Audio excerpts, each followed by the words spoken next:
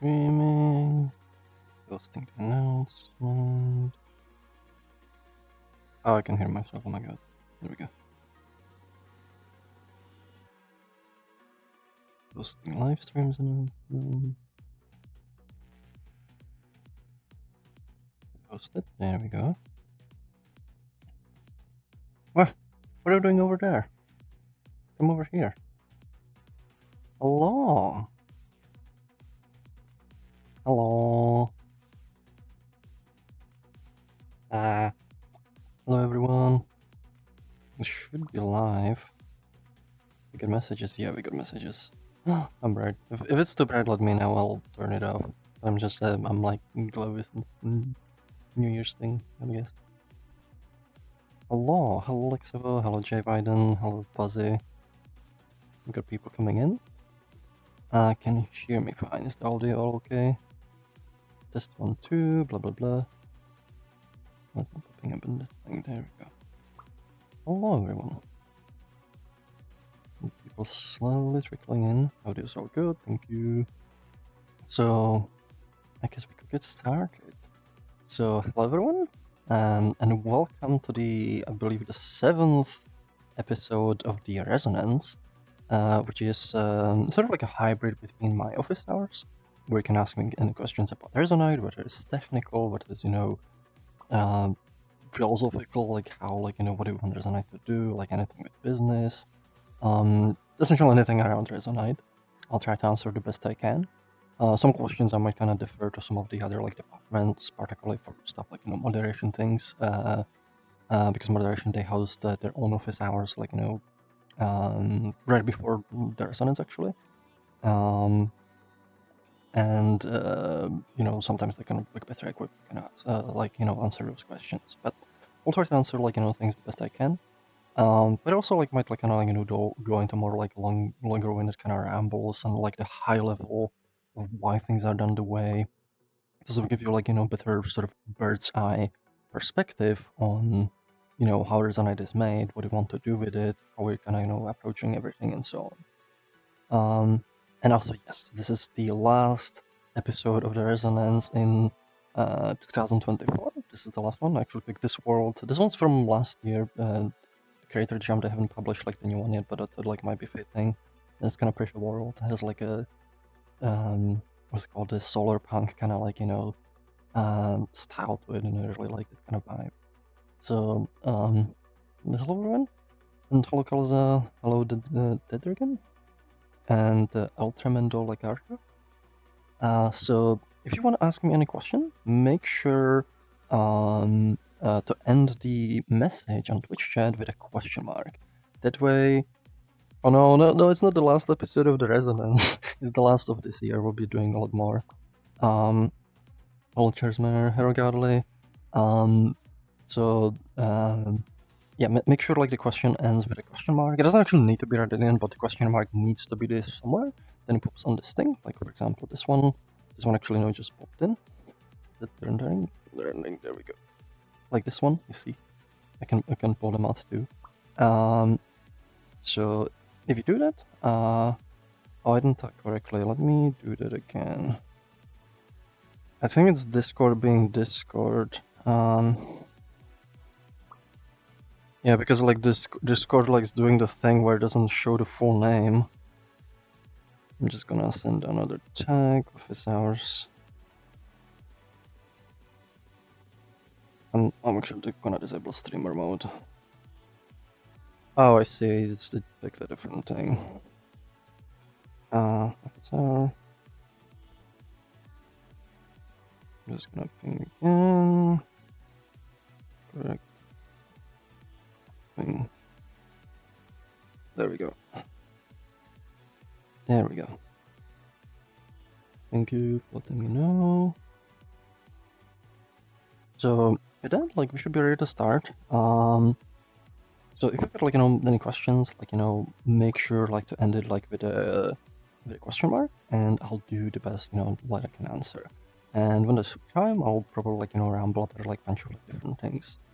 So with that, we actually have some questions already popping. Well, there's one. So there's a bunch popping.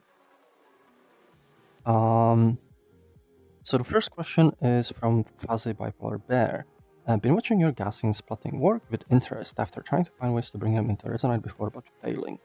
And I'm wondering how the progress is going and how does it feel to be working on something a little more fun than necessary for a change. So yeah, in case you haven't seen, actually let me see if I can bring the video. Give me a second, I have it right here. So just, wrong button. Oh, right. I'm on the Quest controller, so clicking also jumps. There we go. Video, put this in, make sure it's in the frame. So this is pretty much like progress. I already made this video like earlier today. I've been working on adding support for rendering Gaussian splats in Resonite. It's not something like, you could like implement yourself because it does require more tighter kind of implementation, like, with the render pipeline. And I've been basing my work on existing unit implementations. The only problem is those existing implementations were designed for newer versions of Unity, using some features that are not available in the one we have right now. So I had to kind of find alternate solutions. Particularly, the problem was the sorting algorithm, because when you're rendering Gaussian splats, you need to sort them based on distance to the camera. The algorithm that the reference implementation uses, or like the project development basing it on, uses something called wave intrinsics. And it's like a way where you running like a compute shader, the compute shader, like different threads can communicate with each other and exchange data. That's not supported with the version of Unity we have. So I had to find a different sorting algorithm and adapt it, called Pythonic sort, and that actually ends up working fine. And then I had to like do like a bunch of like Prattling and adding our own data types for it and so on. But pretty much here, this is rendering in our version of Unity. You can see it's kind of working pretty well. You can see like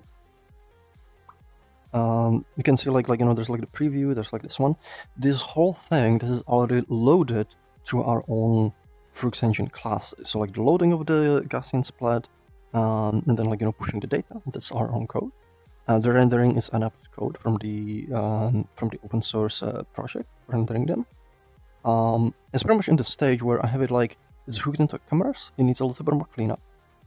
And once that's all done, I'll properly add like a new data, like new asset type into Resonite, so you can just drag and drop, and it'll automatically set up step on the side of Unity. So it's actually very close. The one showstopper, which was the sorting algorithm, that's pretty much resolved. The rendering, you can see it works. So at this point, like it's just a matter like probably a few more days, and I'll have. We might like depending. Well, today like I'm kind of visiting. So I might be like doing some things, like we're going like to the cinema to like watch the new Sonic movie, so it might not happen today, but like it's very close, like it's gonna happen, and it's gonna happen very soon. And yeah, it's been a lot of fun because I've been kind of like doing this kind of on the side, like when we're kind of like hanging out and so on. Yeah, we kind of just I'm kind of doing it like over the weekends as well, over like past few weeks. Just kind of nudging it over, and I had a little bit more time to like fun, on something that's not really work, but something that's like more fun, like hobby thing that I wanted to do. And it's been kind of like refreshing because like I found myself to be like, I really want to work on this, like I really want to see this, and I've been like going around 3D scanning everything, doing lots of Gaussian splats, and I'm like, I want to bring them in here. I want to show them off to people, and I want to see them like in a VR in a collaborative environment. So like I've been very excited like to get this thing going and get this thing finished. And I do believe like it's gonna be like a cool thing for everyone as well, because I think this is gonna make us the first social VR platform to support these. So you can just drag and drop them in and like show them to people.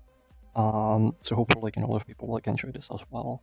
But yeah, it's been a lot of fun. It's been very refreshing to just kind of work on something like where you have natural drive to kind of do it. So it's been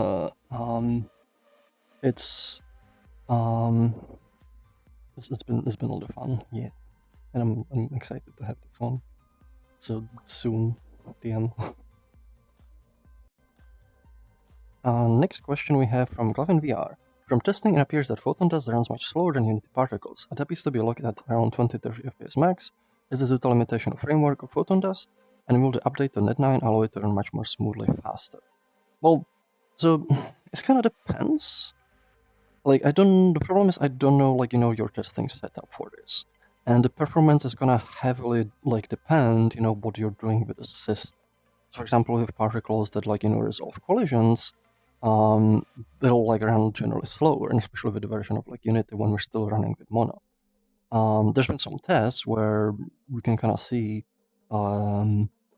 where essentially, like, in a complex environment with, like, lots of colliders, it can run pretty slow with, like, when there's lots of collisions to resolve. But with, like, when we run the same thing with Net9, it runs like 10 times faster. So that alone is gonna like help it a lot. But also, it depends. Like, there's like no locking. Like, it is not like to 20 and 30 FPS, and it definitely, like, with my own testing, it runs faster than that. So again, like, it's hard to talk like generally, like, when I don't know what your testing conditions are. But I can tell you for sure there's like no locking. If there is, we need like a report, like, to kind of see like what is happening on your particular system, because sometimes these things can be like system dependent.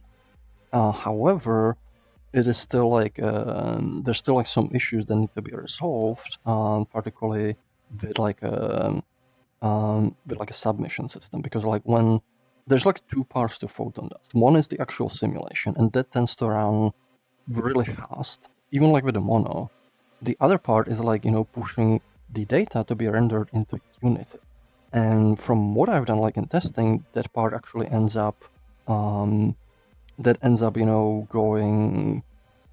kind of slowing things down. And there's like still parts that like need to be kind of wrapped around, because right now, what can happen is like Photon does that simulation, and then sends the data to Unity, and essentially waits until there's another simulation step until Unity integrates the result. So like it's gonna depend on like how fast you're running, how much other stuff is happening. So like there's like stuff that can be done, like put it on like separate higher priority queue, but also improving the performance of the submission. Right now we're still kind of like adapting Unity's particle rendering for like the data we simulate, and that might be kind of like a limiting factor. So like one of the approaches I've been kind of like looking into is using actually compute shaders to like make our own things, or like render them out in Unity.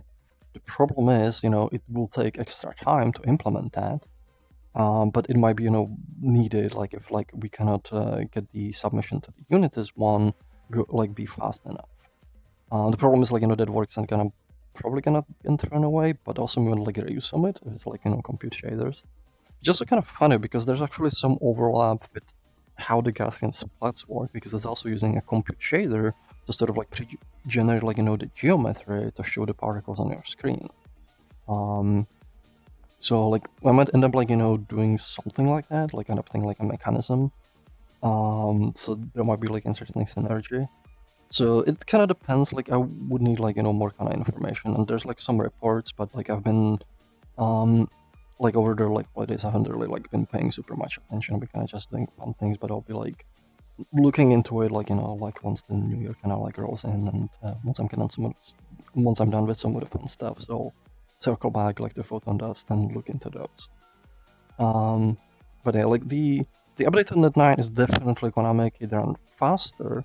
But we also like the goal is to make it run as fast as it can before we make the switch as well. And there's things like that like need to be kind of investigated still. So, and like since I haven't like looked into those like super deep, like I cannot give you more specific answer right now. But yeah, that's I do think like we can get it. Like it's more a question of like how much, like how it's sort of like like time invested versus returns like equation. So it's kind of like it's like how much time do we want to spend now that's going to be thrown away, to bridge us until we make the switch, and how bad like it can be. And it's something I need to like look into how well we like sort of evaluate how much time needs to be put into it and how bad it is. So like if we can say like we can get it to like even with the limitations of Unity, like if we don't spend too much on it, maybe we get it to 90%, of like the refresh rate. Maybe that, that's enough, and we don't need to spend like, extra time to get it over 100% until like we make like, the switch with the rendering engine. But maybe like, we need to get it, from say like 30% to those 90%, and that spends more time. So I'll have to look. Like it's really hard to answer these questions without like having to like look at it, individual details. It might, like, one of the things, it might even be something stupid, because what I think might be happening is just kind of ordering of some of the submissions. So like one thing I have a hunch that might be happening is like when it finishes the simulation, it actually waits until the next frame when it can hit the submission, and it like ends up like having the actual total submission rate. But like I don't know for sure right now if that's what's happening or not. I need to like run through the tests and investigate that. So once I'll know more, there's actually been another like performance issue where it locked your frame rate like significantly lower. Like it would essentially, like with some existing systems, when they converted to photon dust, you would start lagging. And what it like, and I actually thought like it had to do with its submission mechanism slowing things down, but what that turned out to be is that one of the trail like parameters was not converting properly. So the converted system was actually generating 10 times more geometry data for trails. Like the trails were like way longer than they should have been. So it lagged as a result of that, because like you were literally like rendering and processing 10 times amount than the original was. So it wasn't like one-to-one comparison for that. And fixing that conversion, that actually made it not like the frame rate. So there might be other kind of stupid things like that, which end up like being relatively quick fixes and like end up like boosting the rate like quite a bit. So I'll what I can tell you is like I'll essentially like get it as fast as I can. I'll kind of evaluate how much it takes. It might be that like with some like simple fixes, it ends up being like something like 90% of the performance, and I'll be like, okay, that's fine, it's close enough. We're gonna keep it on that until we switch the graphics engine. Or maybe it'll turn out to be like, no, actually I need to invest more work into the render. Like it's gonna take more time, but it's gonna bring it like kind of closer. So, but that is still kind of remains to be determined. But yeah, nope, like that kind of answers it thoroughly. The next question is from Lexevo. Gas in splatting.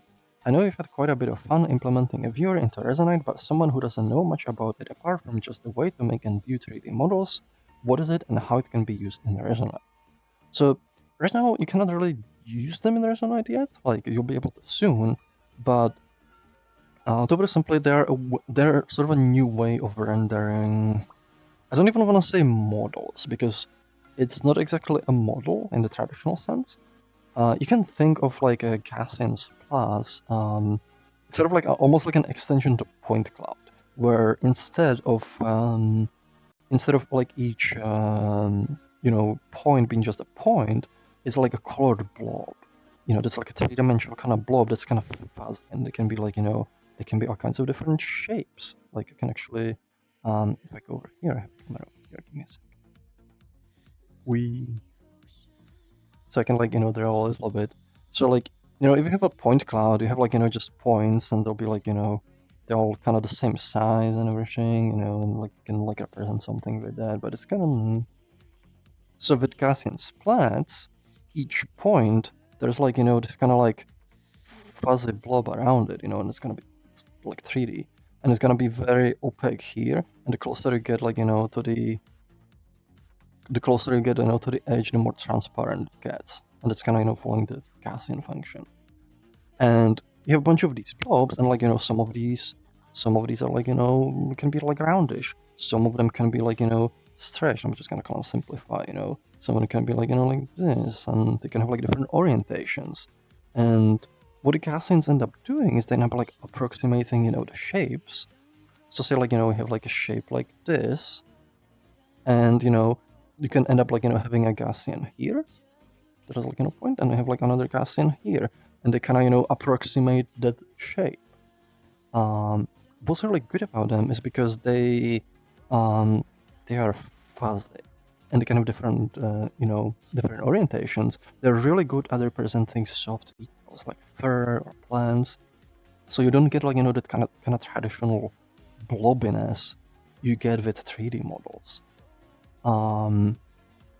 The other benefit of them is one more thing is they also have directional information. So each Gaussian, it has a color, but its color is encoded using something called spherical harmonics.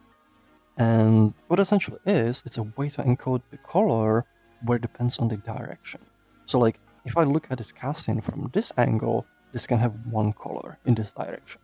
If I go over here and look at it from here, for example, say over here is red. And this is an extreme example, usually they're gonna be similar color, but then I go over here and it's gonna be green.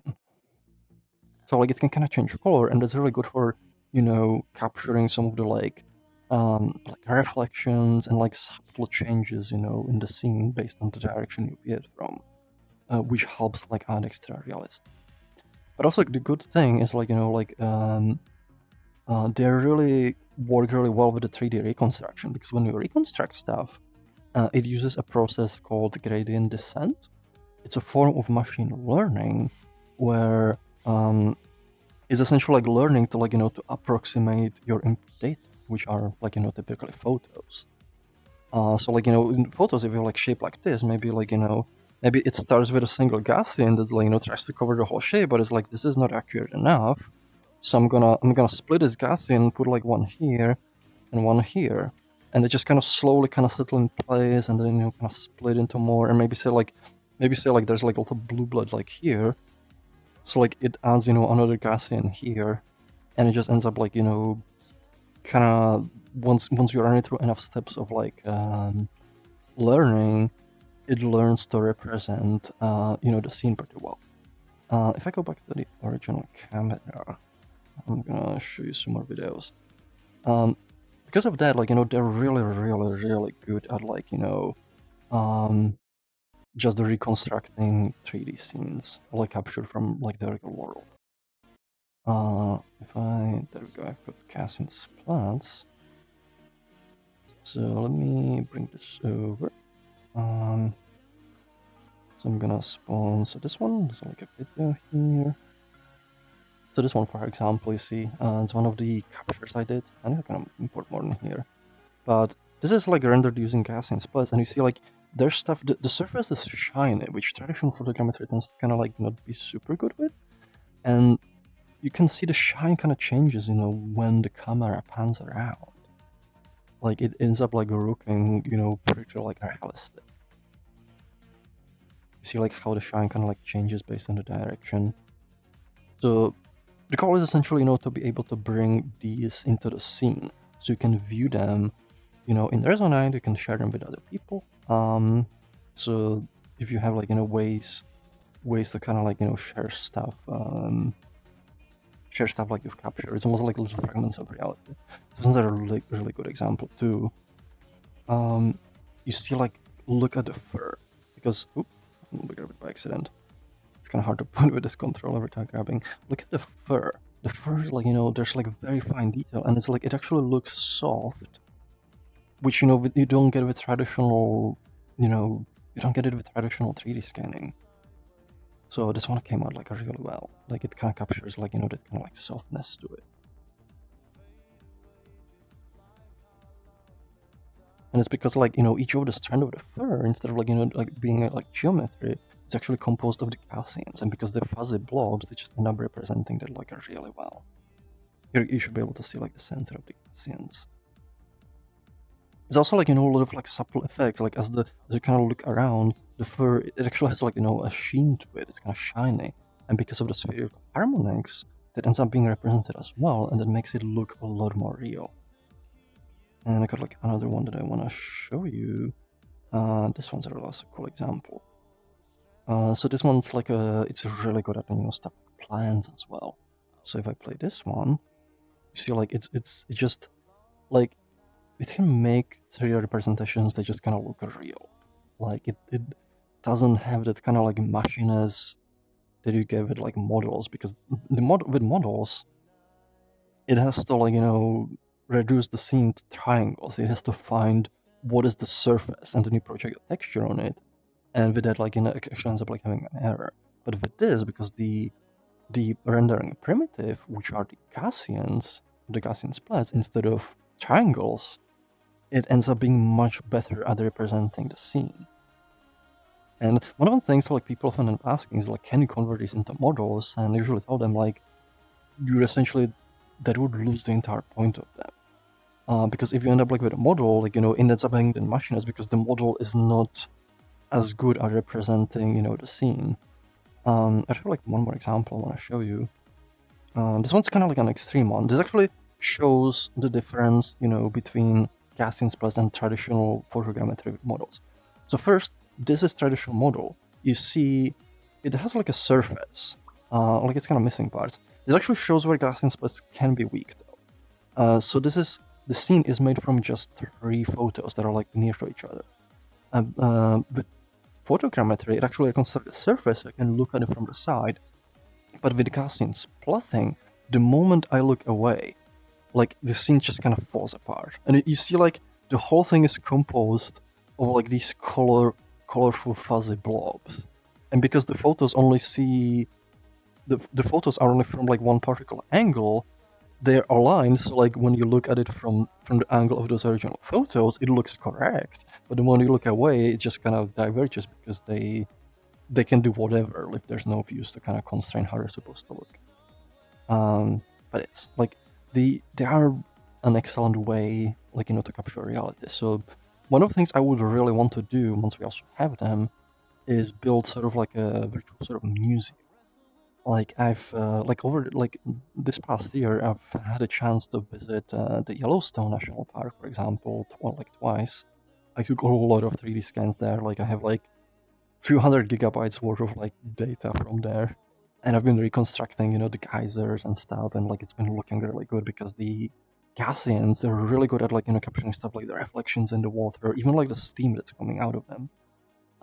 I visited some other museums like the Museum of the Rockies, where they have like dinosaur skeletons. I have like 3D reconstructions of those. So what I would want to do is like start like kind of publishing those, and it's a really good way to kind of share things with people. It's almost like capturing a fragment of reality and being able to preserve it and show it to other people. And that's like one of the things I really like about this like technique. It kind of like puts you in that place. It lets you kind of feel how that place feels, like wherever you are in the world. And that's why I think like having those in here, it's gonna be a really powerful feature. And there's also like lots of research going into those. Like Gaussian spotting is one of those kind of techniques that's been kind of like on the what's the word, like when it's kind of on the rise essentially. So there's like a little more tooling appearing, like there's like tools you can just download and use, and so being able to bring those in, I think it's gonna be a lot of fun, and it's gonna have a lot of kind of cool applications. I'll pester people with like scans with all this stuff. I mean, like I already do, but like now they're gonna be Gaussian. So next question is Nuki-kun. Will we at some point get a way to put a detailed texture on a triplanar? It would be useful for adding variation to large landscapes using it. I mean, it's potentially possible. I would recommend making sure that's a GitHub issue, and make sure like to get votes on it. I don't think it would be particularly difficult to add. We've been kind of in a state where we're not touching the shaders super much because we know we want to we want to move to a different rendering engine. We want to move away from Unity. So like we don't want, and everything we do with shaders, we'll have to rework. It's actually the thing, with the Gaussian splats as well. We'll have to kind of re-implement it, although in that particular case it's actually kind of easier to port that. But we had like discussions about it. Like I was like, I want to add this. Like, are we okay? Like, is this gonna align with the new engine? But like, the new engine is actually gonna use compute shaders a little more heavily. So we were like, yeah, that's fine. It's not gonna be too much extra work. Oh, it started a show. I forgot it does that. I might turn it off. Sorry. How do I? Sorry, I didn't quite realize. I didn't quite really realize this gotta go. It's not quite at New Year's yet, but I think it just does it every hour. Is midnight somewhere? I think it might be actually midnight, like back home, but like Okay, sorry, I kind of lost my train of thought. But yeah, like we were kind of like, that's not super much extra work. I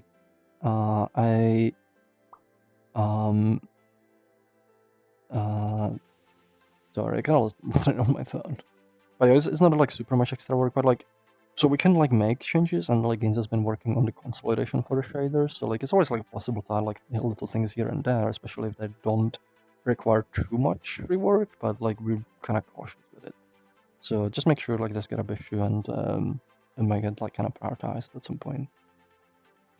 The next question is from El Tremendo Lagarto. Oh, real question. Where will Resonite be on state where you can do everything on it, from developing Resonite itself to doing everyday work inside?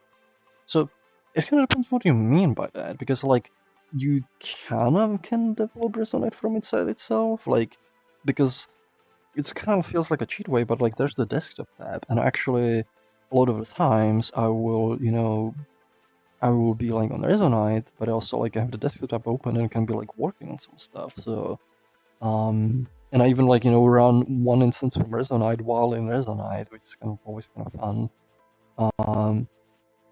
So it's like it depends what you mean, because like it's very like kind of open-ended, because like you could also like think like, can you like update like the assemblies that are running, but like at some point you have to kind of restart depending on which functionality you attach.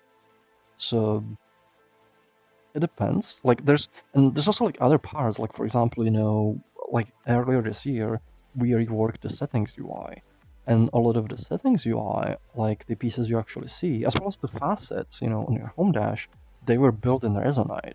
So there's parts of Resonite that were developed in Resonite itself, and we want to do more of it. But like it's too, the question's a little bit too vague to answer it like thoroughly, because like working Resonite itself inside of it depends. Also like doing everything, like I don't know what you mean by everything, because in some cases everything can mean like you go to another tool, you do the stuff there while in Resonite and you import it in. One thing I would probably say is like and it's also like it's weird, because like technically if you put enough effort into things, you could do everything with protoflags. It might not run the fastest, but it is a Turing-complete language, which means if you put the effort into it, you could technically even simulate a whole CPU, and you could just do everything with it. But it's not going to be practical. So one thing that's gonna make that a lot easier is like once we also have WebAssembly support. Because in being able to import WebAssembly modules, you can write code pretty much in most major languages, compile them into WebAssembly module, bring them here, and have them do stuff. And that can include being able to compile WebAssembly modules inside of Resonite, because at that point we can pretty much bring any code in, and it's only gonna be limited how it can interact with the data model and stuff, because the WebAssembly is naturally sandboxed. So it's very kind of like, I hope like this kind of answers it. But if you have more kind of like kind of specific idea, or like what like, or some examples, what do you mean, like that could kind of help give like a little bit more specific answer. Next question is from Lucky-kun. Yeah, that support for HTML when? I mean, it's also, it depends what do you mean by support for HTML, because that can mean like, when you say that, to me that can mean a lot of different things. One interpretation is like support for HTML is we have a web view, so you can like open web pages. We integrate some web browser, and that lets you that will let you kind of like browse web pages, and you can consider HTML support. The other way to have HTML support is to be like where, for example, there's modules in protoflags that parse it, and then you can like do stuff like with that in protoflags, with the document object model or whatnot, and script with it or do something. Or the other interpretation would be like converting it to like native Resonite visuals, you know, like converting some HTML and then rendering with UIX. So like, there's lots of ways to kind of interpret those questions. So like, usually they ask people, you know, be more specific. Like, what exactly do you mean? Like, what kind of applications, what kind of use cases are you like thinking of? And that way, like, I can answer things more specifically. Next question is Epic Easton is asking, what do you mean by our own version of Unity? Are you saying that it's running the same version, or did you make your own Unity? What I mean by our own version of Unity is literally the version that Resonite uses, which is like 2019.4.19f, I think. So it just means, you know, that version. Because like I think it was like in relation to the it was in relation to the Gan Splats, because the sample project is for much new version of Unity, so I had to like, you know, make sure it works with one we use. J4 is asking, how performant is the rendering of the splats? So it's gonna depend a fair bit on the splat. The heaviest part that I found is the sorting, but also one of the things I do in my reference implementation, in my like implementation right now, is like the sorting happens every frame. You don't actually need to do it every frame. Like the sample project does it every like 20th frame by default, and I haven't implemented that part yet. Although like, I will soon. But even with it sorting every frame, it tends to go like it's at usable frame rates. Like even with an editor, it was like I think it was like running over 100 FPS, like with the latest version I've been working on. But it also kind of depends which part of the splat you're viewing. One of the things is they tend to be heavy on their overdraw, and it's where it also depends on the particle splat you're rendering. They tend to like because you might have like, you know, lots of splats like overlapping each other. So it depends, you know, how big they are and how many are overlapping for the particle splat you're looking at, and it's also going to determine, you know, how heavy it is at that particle, you know, situation. That's like another part, because right now, for the rendering, I'm actually not like, I'm just putting the data into the GPU, like into VRAM raw, pretty much, you know, how they come from the splat, with, you know, some kind of shuffling around, but like it's pretty much how it comes. Like it's just a bunch of floats. One of the things I'd want to implement once I have the first version working is implement the compression support, which actually speeds up the rendering, and also like significantly decreases the VRAM usage. So that's also probably gonna affect things. Overall, I would say they are heavier than like traditional 3D models.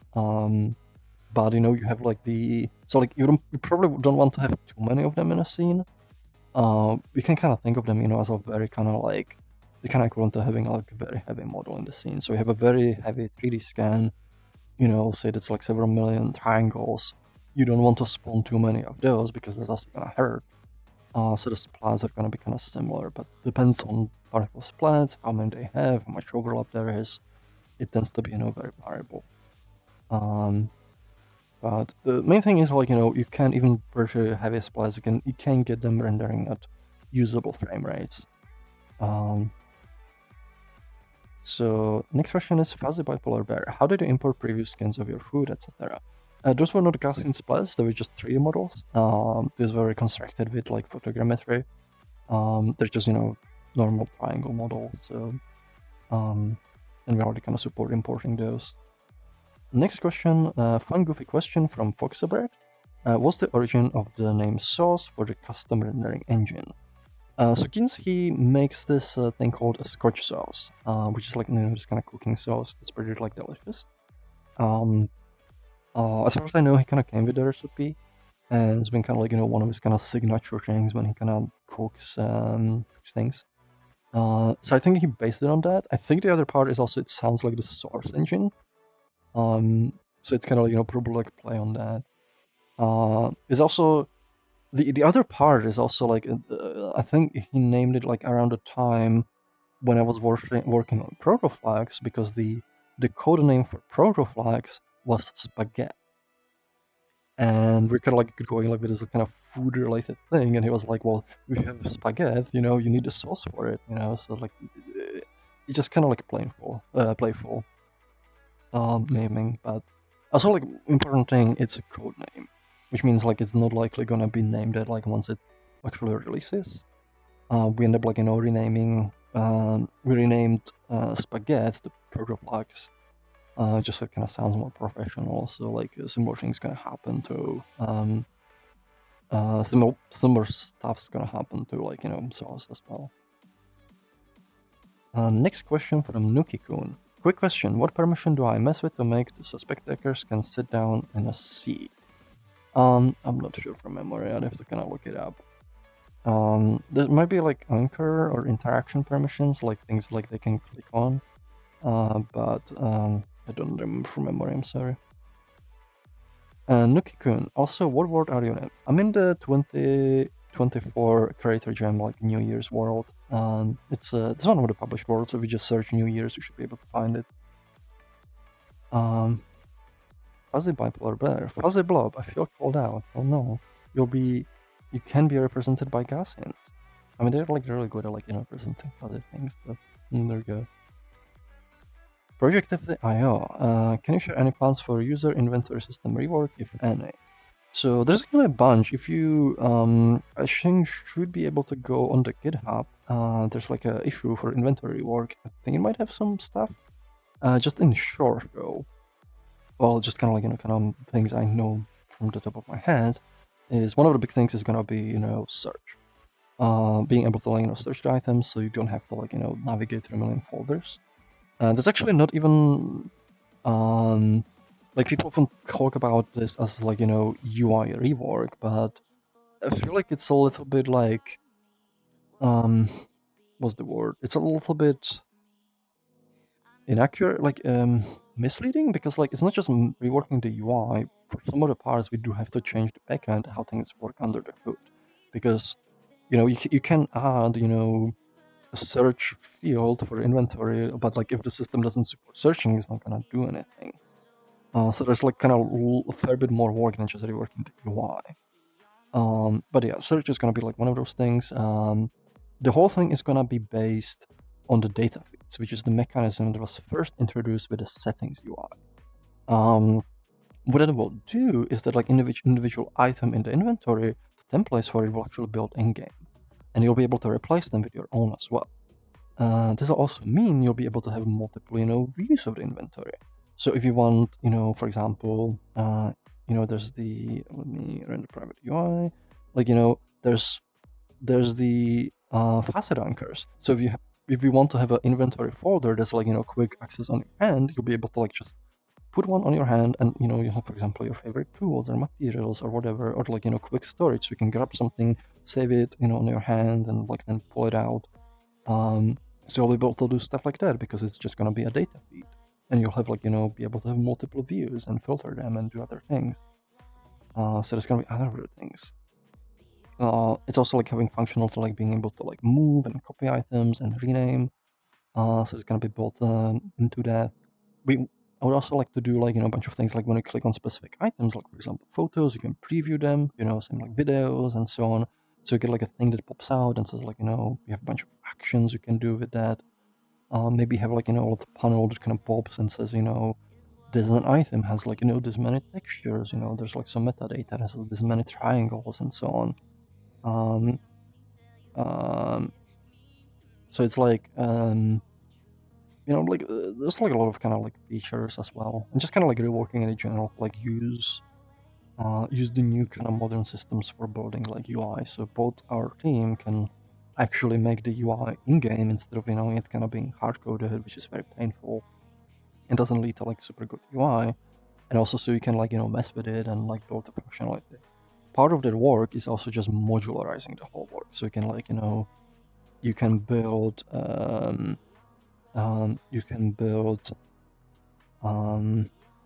your own UIs like in a modular manner, and the content team is gonna, or the art team they're gonna make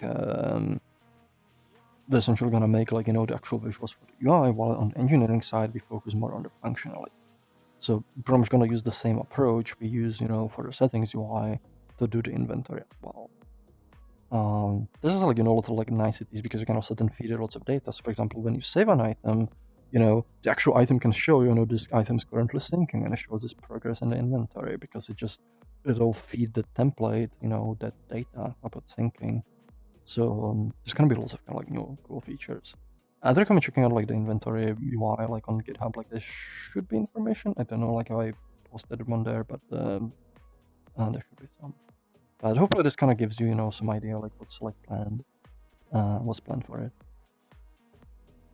Next question is Aegis Wolf is asking, it's a fractal basically getting smaller, smaller splats. Well, I wouldn't call it a fractal because fractals like they essentially how to put it, like they keep going no matter how much you zoom in. With Gaussian splats, it'll stop, like there's only so many Gaussians you can have. So like it doesn't really represent a fractal. Like it's just a different kind of primitive. You could like make something that renders a fractal using Gaussian splats that it would need to be extra thing. The same way, like think about it like if you have a picture. You can have a picture with fractal, but if it's just a picture and you zoom in, you're just gonna see the pixels. Like there's not gonna be any more details because like that fractal got kind of baked into this kind of primitive, which are in this case pixels. The same things with Gaussians. If you represent the fractal through them, if you zoom in, you're just gonna see fuzzy blobs. There's not gonna be any more detail, unless you have another process. But once you zoom, it generates like more Gaussian kind of like more Gaussians to kind of show you the detail that would have been there. But Gaussians themselves, they're not fractals. Next question, Aegis Wolf is asking, here's a good question. Could you use Gaussian Plus to get scale tracing for regular model making from source material? Sounds like a more realistic way converting certain splats to a game engine or 3D printable asset. So they're actually not as good for making models unless you use them as a reference. Like if you use them as a reference and you manually model things, then yes. But the splats themselves, like if you remember, I can actually just spawn it again. If you remember like this showcase, so this is like a really good sample of it. The Gaussians, they don't actually need to follow the geometric model. They just need to look right, for specific angles. So this is normal like model, and you can see if I look from the side, you actually, oh my god, I'm not used to the Quest controllers. If I want to point, you see if I look from the side, you still have like the surface. It's kind of rough because there's so few photos, but like it has coherence of the model.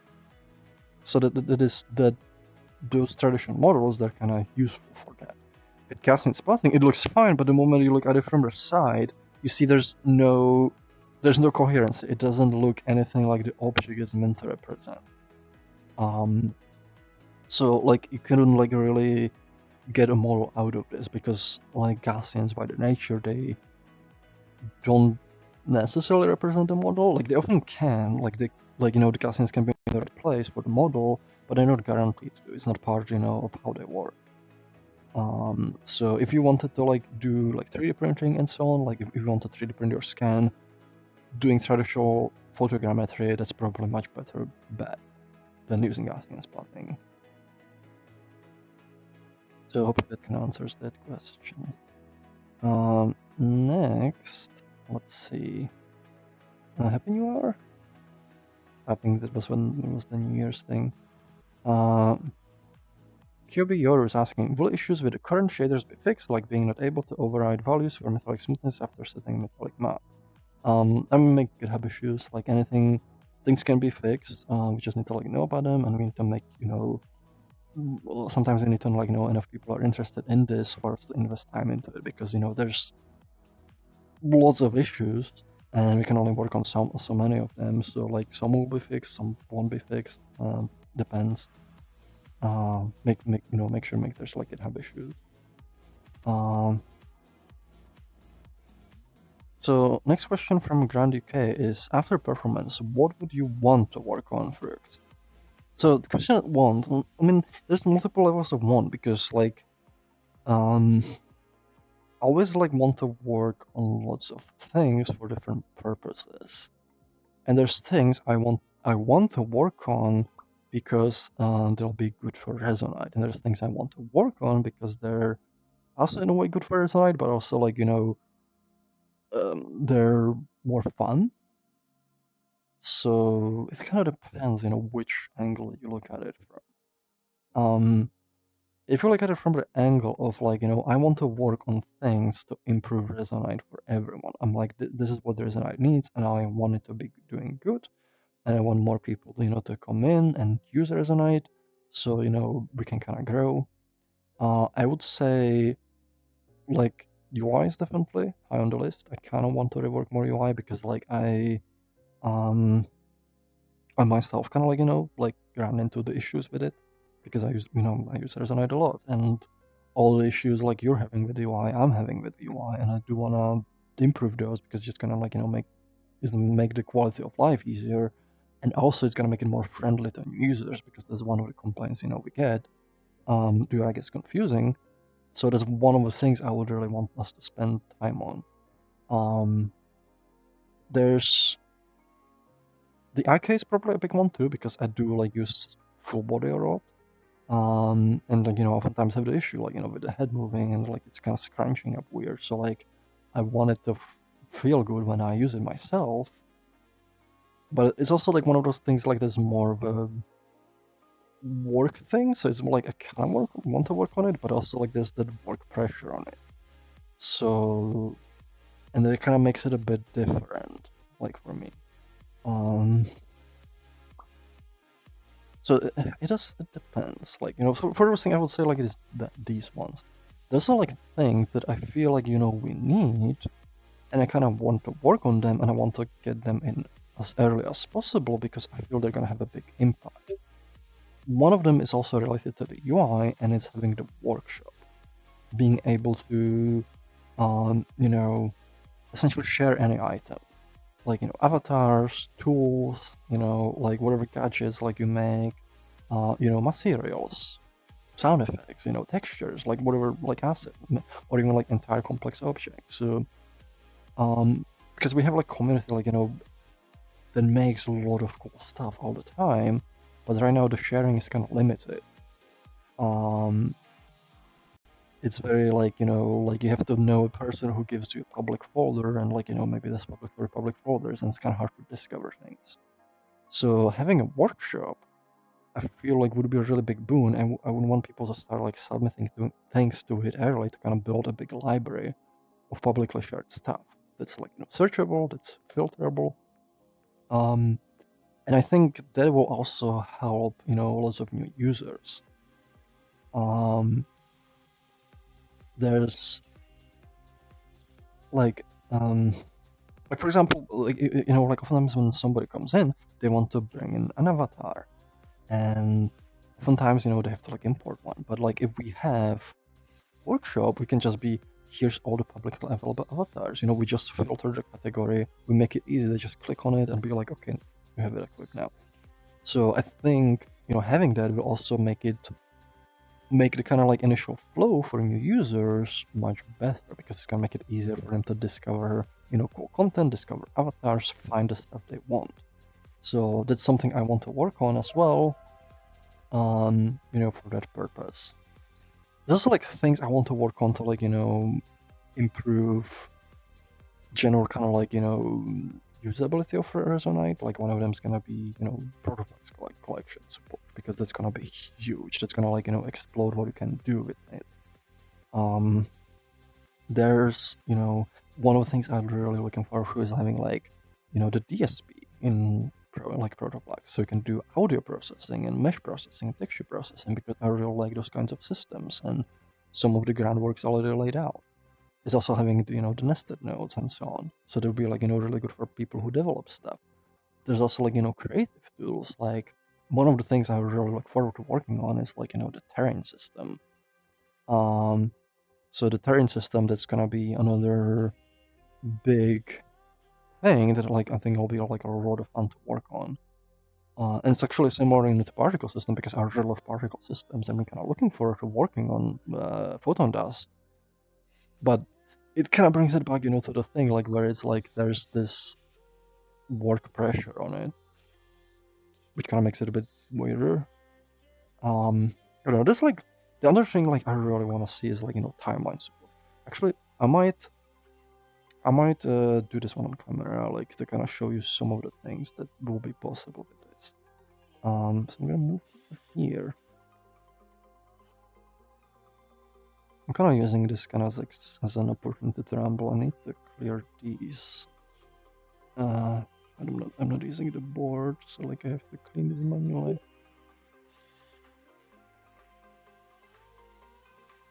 So, oh, one more. So, one of the things I really do look forward like to working on is the timeline system. And what it'll essentially do is offer a generalized system to sequence anything.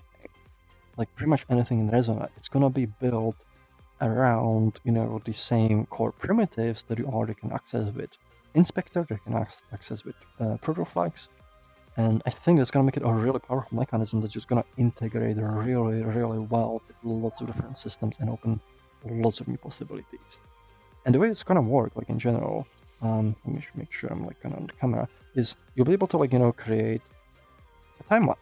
Ooh, let me actually unplug my headset because I'm kind of getting caught in the cable. So I'm just gonna draw a timeline. So say like you create a timeline and it's like, you know, gonna be like this object, it's gonna have a start, you know, it's gonna be some marks.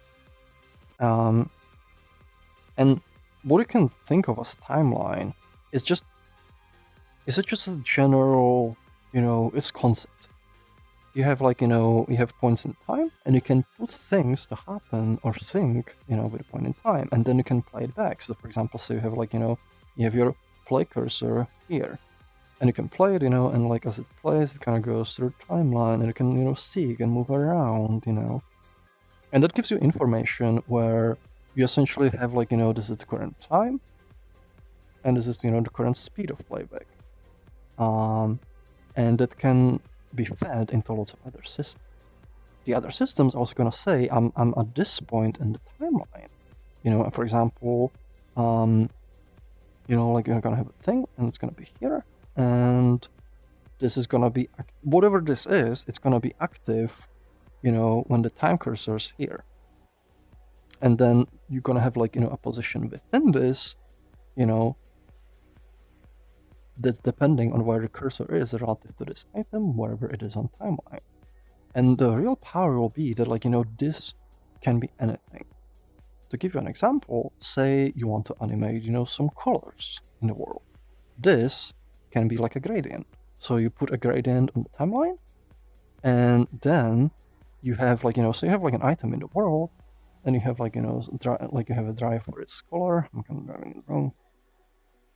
And say like, you know, you have another node, so you can, or module, like, you know, there's gonna be probably multiple mechanisms, but let's think of it as a node. So you have a gradient, this is, you know, some kind of color. I'm gonna, you know, just do whatever. Like, imagine there's more colors than this than yellow. You plop this on the timeline, and then like you have like a thing which actually feeds this, and gives you whatever color is at the current playback. And then you're gonna drive a color, you know, of something. And then you can, for example, say, I want to drive a size of something, or, you know, so you're gonna have another thing and says the size is 1 here and it's gonna be 2 over here. And then you're gonna, you know, you're gonna feed this to another thing. So, you know, you get the size, you feed it, like, you know, you drive it.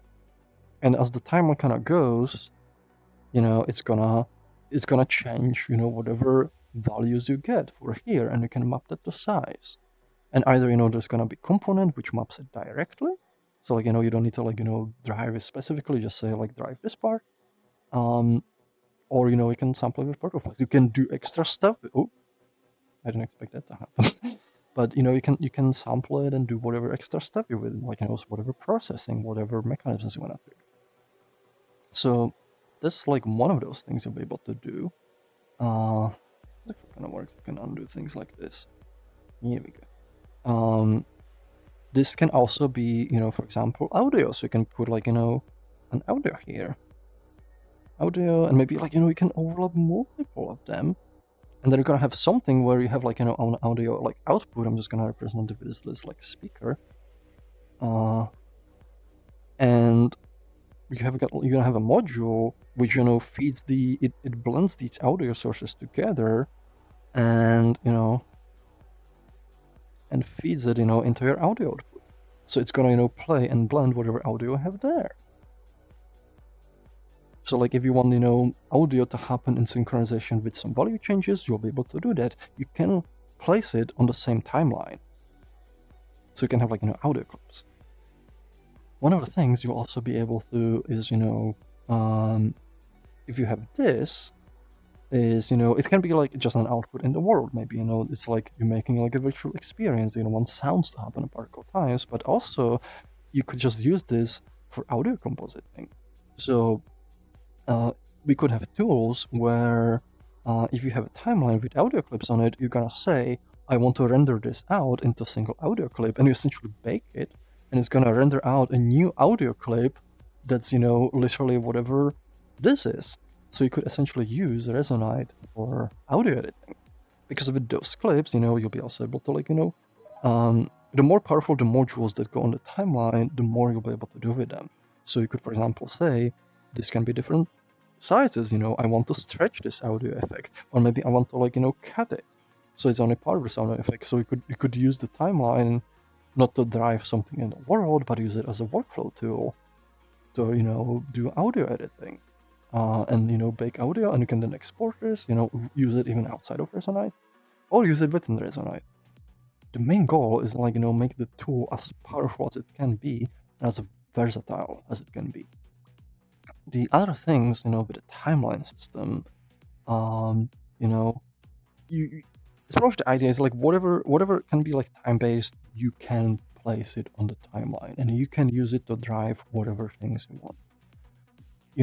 The another thing you could place on the timeline is actually, let me back up a little bit. I'm gonna mention another thing with the audio thing, because you might have multiple audios, but also you're gonna say this track is this track goes to this, and maybe you have another speaker here in the world, and you're gonna say this track goes to this.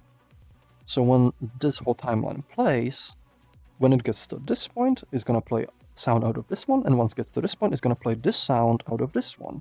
So you can use it, to synchronize multiple sources as well. Again, you might have, not just audio clips, but also video clips. Maybe you want to, synchronize video there. And once we have, better video decoding, maybe you'll be able to, composite video, so you can use it for video editing. It's probably going to be further down the line because it requires better video kind of support, but it's by making the timeline a very generic construct, it'll open those possibilities. The more functionality comes into Resonite itself and into Froox engine itself, the more it'll kind of resonate with the timeline, and the more things you'll be able to do with timeline. These things on the timeline, they can also be animations. So for example, say you have you have a hollow rig.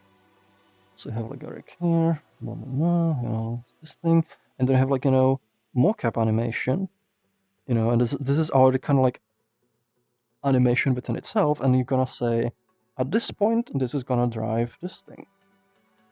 So you can place animations there, they're kind of baked animations.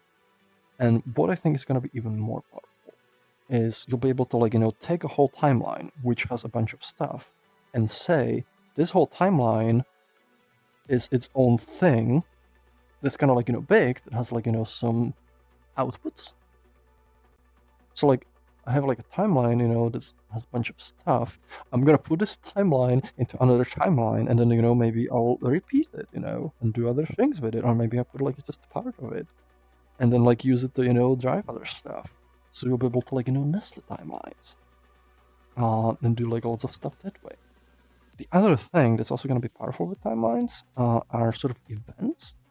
So you could, for example, say I'm going to put an event at this point, and say you have a perplex,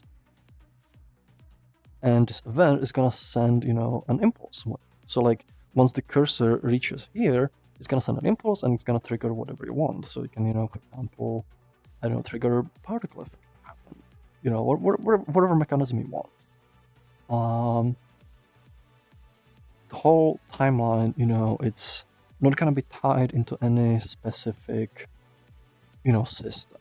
It's gonna be a general construct, and the goal is to make it like, so it kind of integrates naturally with lots of systems in Resonite. Anything where you want something to change on time. The other example is, once we, for example, have the audio DSP, you could, have like a system, say, for example, a node that's like, accepting a bunch of inputs, and it's like, it's doing some kind of signal thing. You could have a timeline where we have like, sequence of, values, and maybe like within those, if you open this up, this could be like a curve or something, maybe it's like, and it's like, Bezier. Maybe there's one here, like, so this is here, and then like you have like a bunch of more modules here that you place, and you do stuff, and then like there's another one here, another one here, and you're gonna say this plug's here, this plug here, this plug is here, and as the audio DSP is like generating audio, is actually sampling the timeline for the inputs, so you can use it as a sequencer for making music or making sound effects. The goal is to have the system be super versatile, be able to plug pretty much into anything, the way, Froox plugs into anything, the way inspectors plug into anything. The timeline is going to be, very similar. Anytime you have a value that you want, change over time, you can sequence it on the timeline and then, wire it into whatever you need to do. And create like, lots of kind of complex behavior. So I think once we have this mechanism, it'll open up like lots of really cool things. Like you could, for example, make an entire world, there's like music synchronization, and what do? You just undo all of this. Could really use the clear button. Ooh. Oh, I don't have enough undo steps, so no, I'll have to do this manually. Let me get rid of this. So say like, you just plop an audio track, and you have audio here, and then like, you sequence whatever you want to happen, whatever stuff you want to drive, you just, sequence it with it using the timeline and plop whatever things, and now it's going to be perfectly synchronized, with the music. Or maybe instead of music, this is a video, and you use this, to make meta memes. So you just say we want this thing to activate, or we want this thing to change, just sequence it. It's gonna make stuff like that like way easier to do. Like I mentioned earlier, it's gonna open up new possibilities, like you can use it as a workflow tool. Do audio editing, clip the audio clips, arrange them, blend them, and then like, render it into a new audio clip. Stuff like that. The goal is like, like as if everything within Resonite is make it as generic as possible. So like it both integrates with systems, and lots of other systems can like, build upon it. So that's one of the things I really kind of want to work on at some point too, because I think it's just going to explode, lots of things you want to do with Resonite. There's another, I was going to mention, I was going to mention something that kind of slipped my mind right now. But yeah, this is I think this is going to be really powerful. Oh, I remember. One of the things I would like to see, like once this is in, that I would like to come in is like, when people actually make, they used to make like, these kind of like stop motion things. So like, say, we can build tooling to also help, work with the timeline. So you don't have to just, work with the timeline manually sequencing things, but say you have like, an avatar in the world, so like a stick figure, and there used to be like stick figure animations. So you can have tooling which says, put the current state, like I'm here on the timeline right now, put the state here, and it's gonna, it's gonna make a keyframe, and then you're gonna move it here, and you're gonna like move this, I didn't make it enough, but like, imagine his hand moved, put a keyframe here, and you just kind of like do animation step by step, and then you can, play it back. So we can make tools that let you, do stuff in the world and then capture the state into the timeline. So you literally make the changes you want to happen and then make keyframes.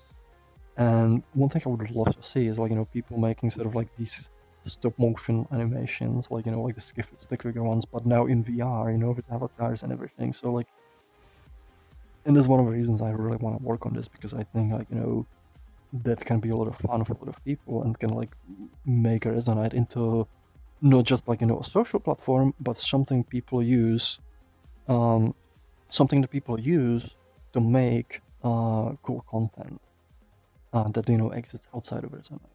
So that's, I've kind of used your, you know, question for another thing I really wanted to talk about, because this is one of the big things I really look forward to like implementing at some point, because I think it's gonna be big for Resonite.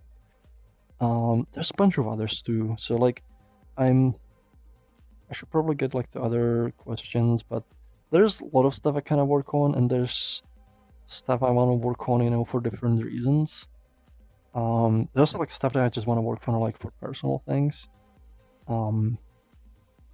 I don't think I can actually remember. Like, one thing I do want to add is like face tracking for desktop, because I want to like, you know, have some face tracking when I'm like in desktop mode as well. But that's one of the smaller things. Actually, I do? Oh, I mean, there's a bunch of other. I just like now that I think about it. But if you go on the GitHub, there's a project board called Froox Feel Good Issues, and there's a bunch of them. Like one of them that's a smaller one, but also that I think is going to be really powerful, are spatial variables. And it's actually something like where you can define variables to change in space.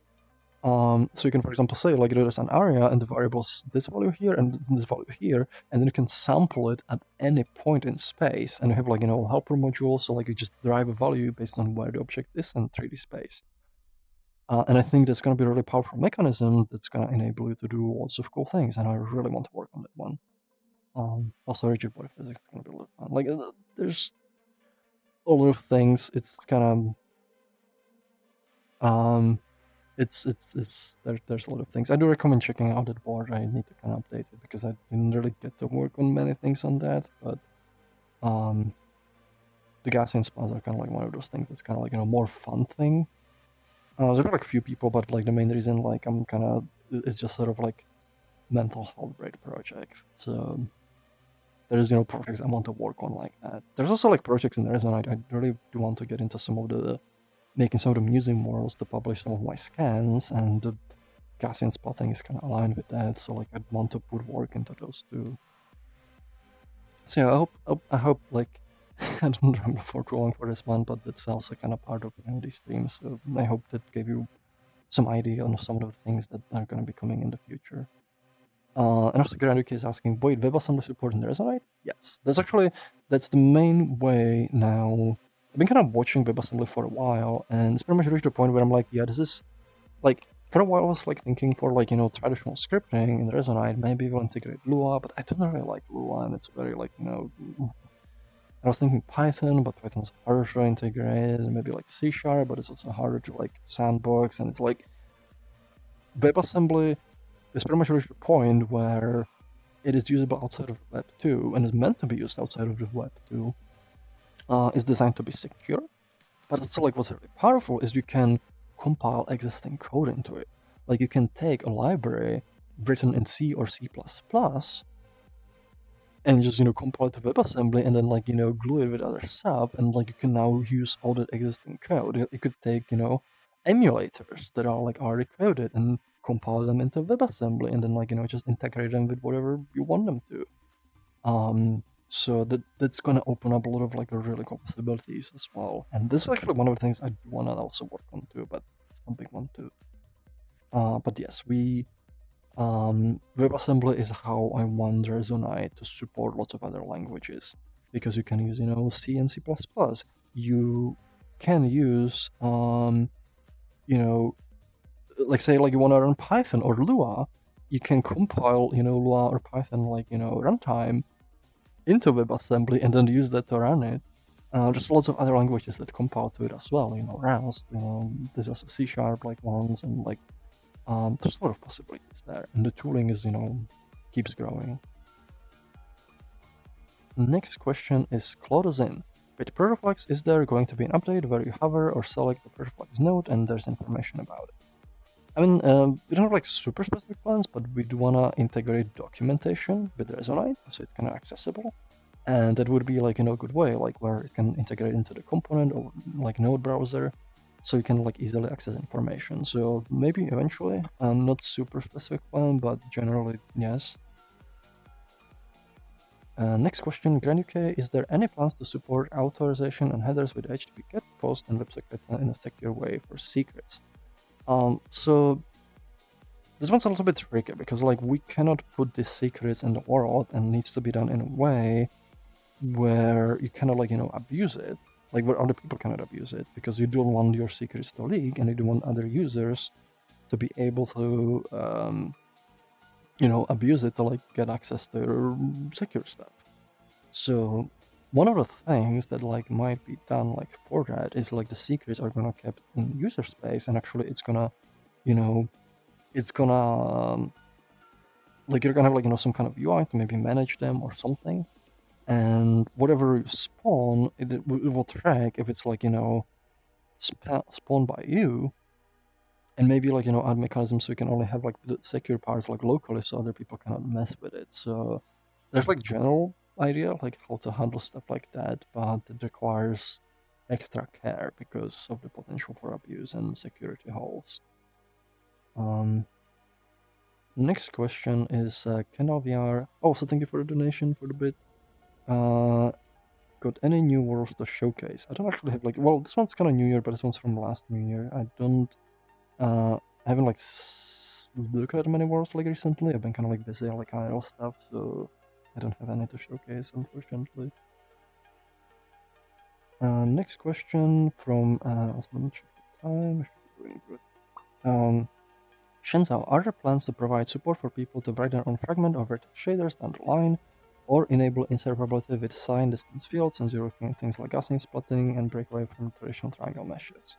So you will have ability to make your own shaders, probably initially with Protoflex. Once we switch the graphics engine, because of the Unity is very limited, like we cannot like really compile and upload new shaders at runtime. At least like not in any sane way. You might not be able to like write specifically fragment or vertex shaders because those are very specific, and one of the things that's really important to us in the Resonite is long-term compatibility. And there's the shaders are probably gonna be abstracted enough to make sure we can ensure that long-term compatibility. The reason for it is actually like the new engine right now it's planned to use meshlets, which means there's actually no vertex shader. What it means is if we let you write specifically vertex shaders, either one, any shaders you would write would break once we switch to engine, which is something we don't want to happen. Or we would not be able to switch to a new engine, which means we'd be effectively stuck, with development, which we also don't want. So if we provide a, more abstracted way, for example, to modify vertex data, that's something we can wrap around and make it work, with whatever pipeline is in place.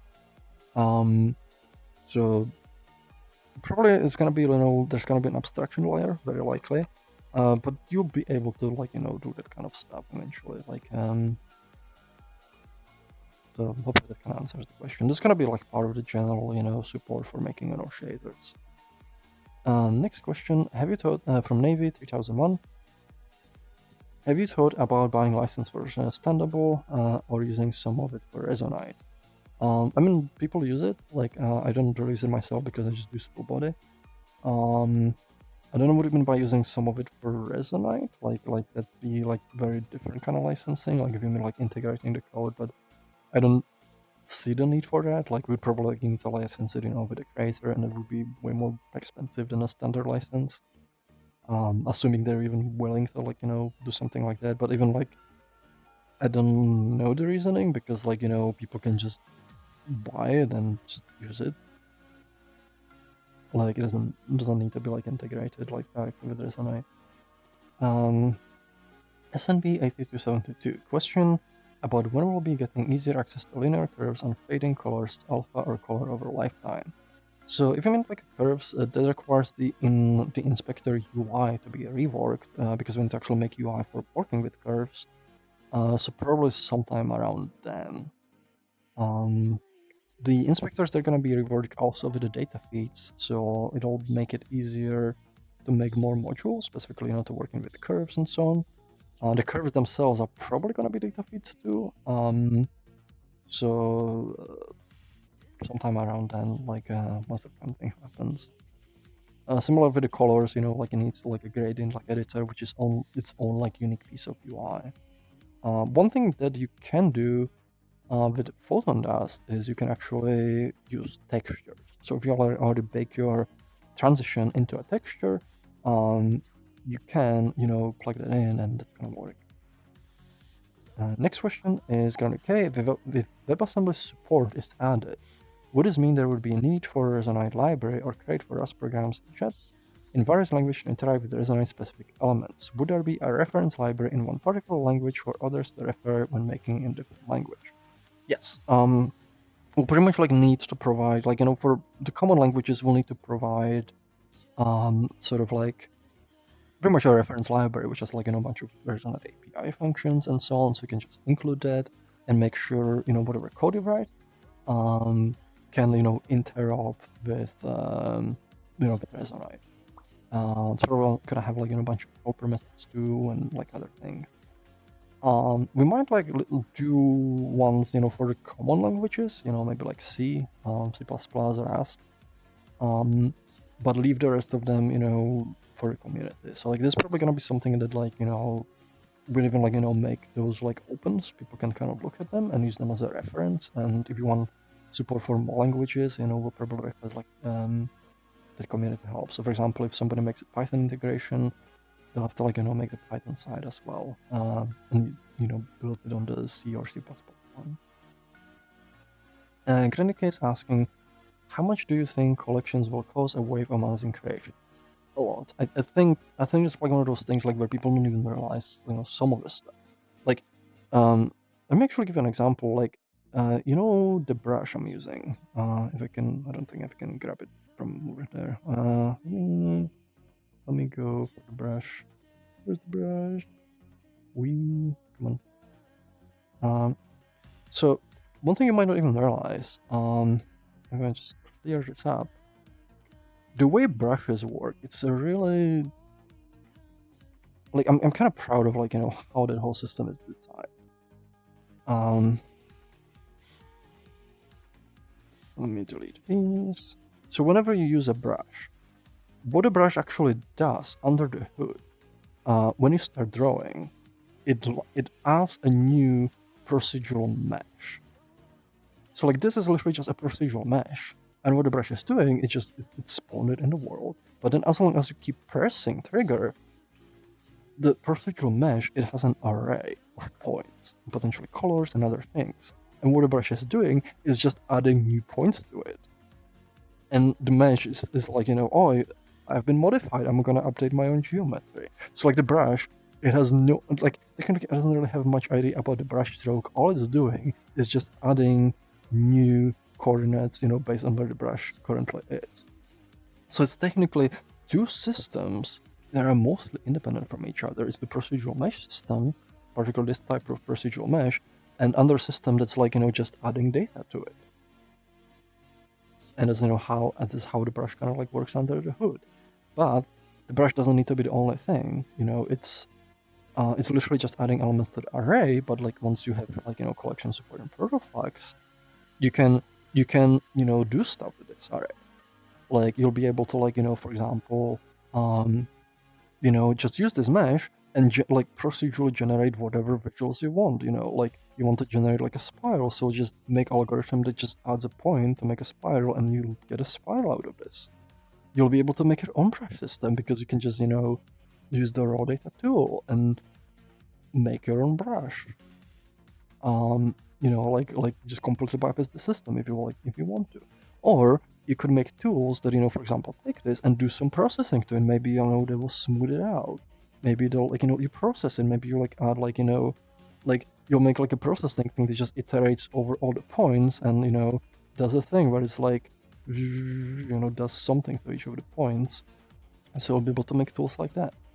But also, like, you know, it's a prerequisite for lots of other functionality. I'm gonna move back now. Hello. Here we go. You know, there's lots of other functionality, like one that comes very often, JSON parsing, because when you parse JSON, you essentially get a collection. You get, you know, like a dictionary of, like, you know, tokens, like, you know, and keys, and then, like, you know, those can be further collections, you know. So then on itself, I think that's gonna open up a lot of cool options. Other stuff, like right now we have the raycast 1 node, so you can, like, you know, make a raycast, but like it gives you whatever is the first thing, which makes things difficult because sometimes you want to filter things. So it's what's the word? Like it's sort of like a gateway for lots of other features. Like it's gonna open, like it's not only gonna like create like possibility for lots of cool creations, but also it's gonna open up doors for lots of features that we're not able to do properly, you know, until it's in place. So once we have it in, we'll add like a JSON node. Like you just plug JSON and you get, you know, parsed output, and you can just enumerate the results. Same way, you know, opposite, you construct a collection of things and you'll be like, do JSON, and it's gonna make, like, you know, stuff like interrupt way easier. With the raycast node that I was mentioning earlier, you'll be able to get a list of all hits, and you can just iterate over them, find the hit you want, you know, and you'll have like a lot more flexibility that way. It's pretty much same thing, like, you know, like for example, working with slots, or once we add component access, that also gives you collections. Like lots of things that are essentially collections, and once you have the native support, it's gonna be able to interact with those. So I think that is like one of those things that's gonna just explode things. And also in general, like if you're making your own code, oftentimes collections can be a really good way to make code. Like, you know, implement certain things because you work on collections of things internally, even if those collections don't go into the data model. So it's just gonna make, you know, programming a lot of things like way easier than it's now and way more performant.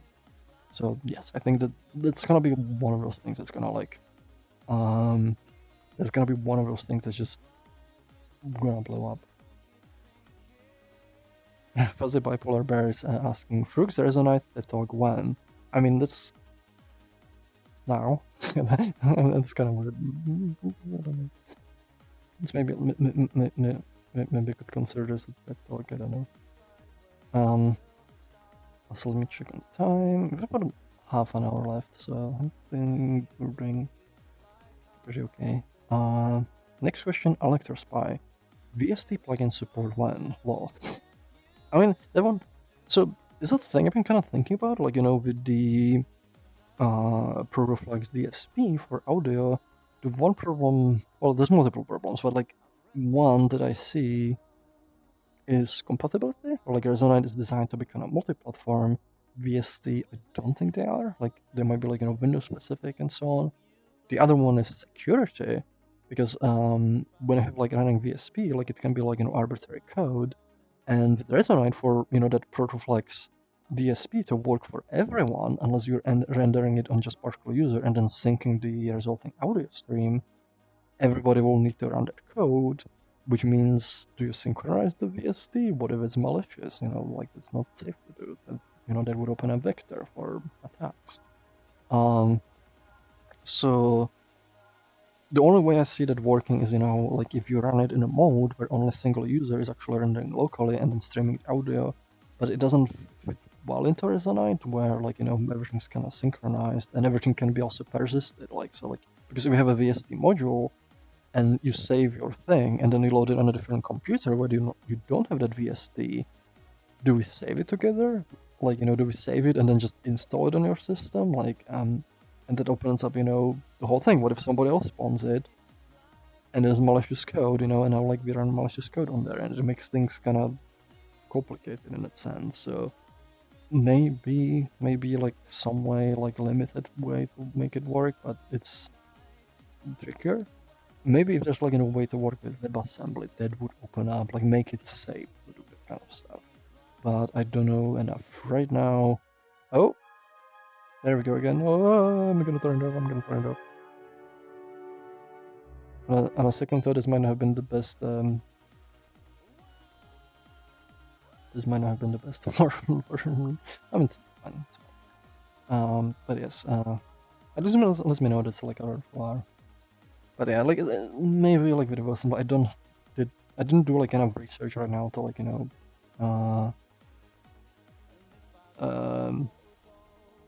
like to like give you like a super clear answer. Also, Sarah's asking, I'm outside your door. Can I come in the room and say hi? I mean, you can, but I don't know if you're actually watching. Sarah. Okay, guys. How long have you been waiting? You need to go closer. It's not good. I can smell your breath. did you hear Sarah? Yeah, Sarah. Me up. You gotta wake me up. Oh no, Sarah overslept, so like you get background noise. Sarah. You got it. I'm sorry. I can do it on my own. My voice is dull. I'm like, actually, I have soda. I have soda. I'm gonna grab a soda. So there's like a little intermission, Sarah. Where?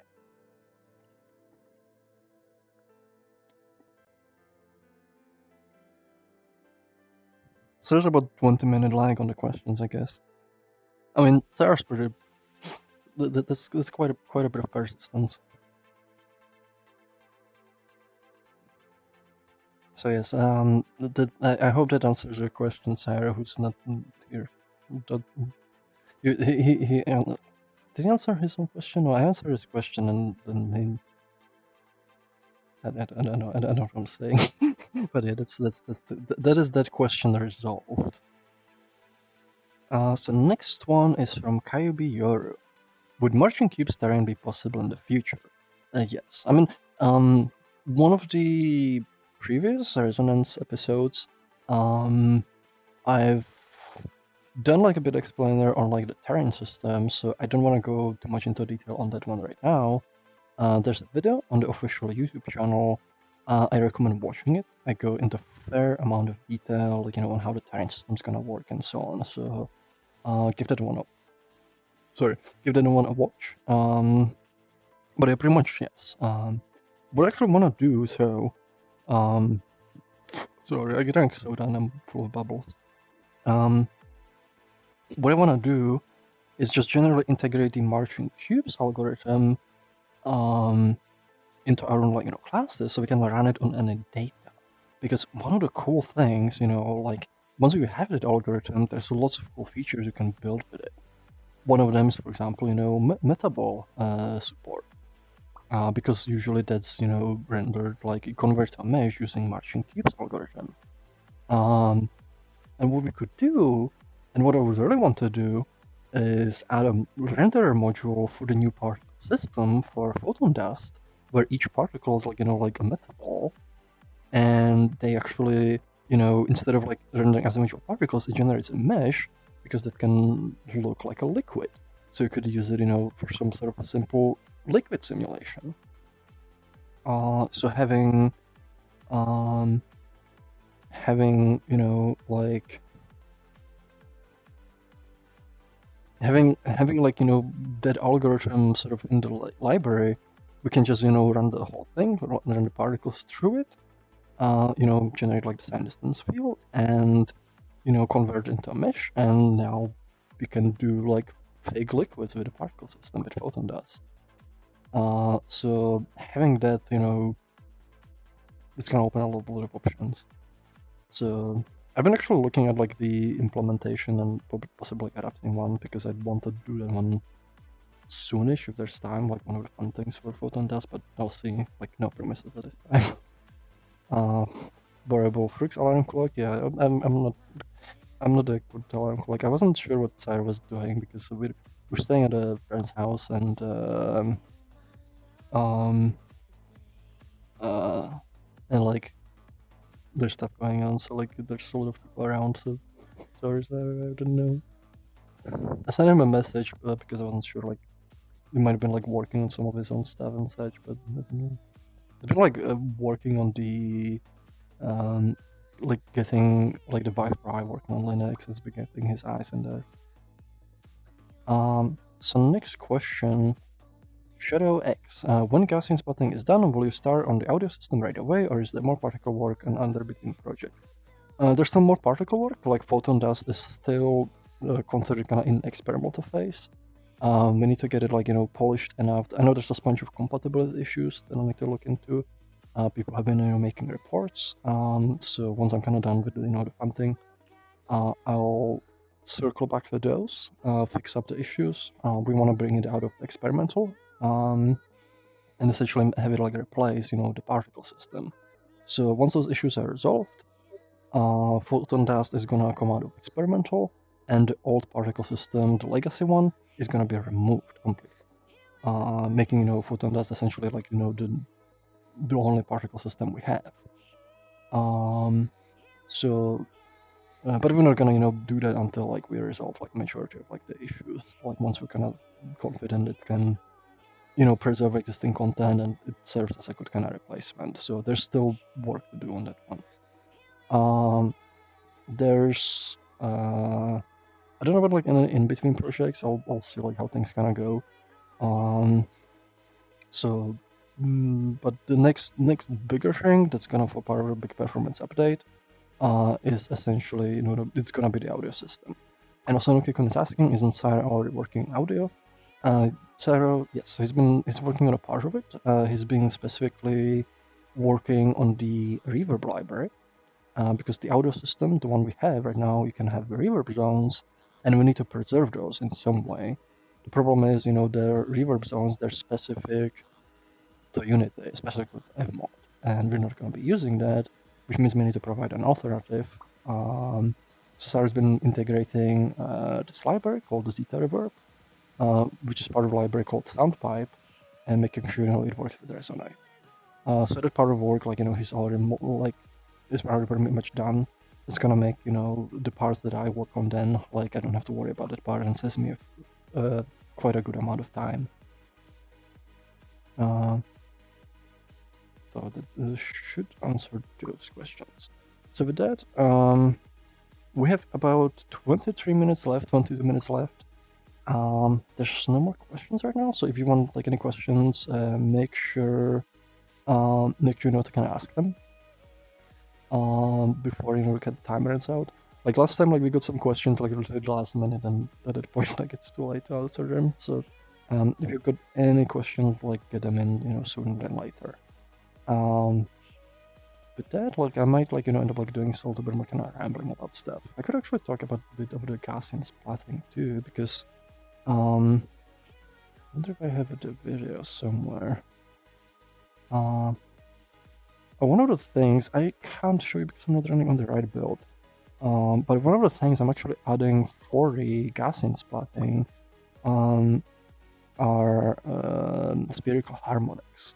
And like I was mentioning earlier, Gaussian splats, they use spherical harmonics. I'm gonna grab my brush over there. Let's go over there. Oh, wrong thing.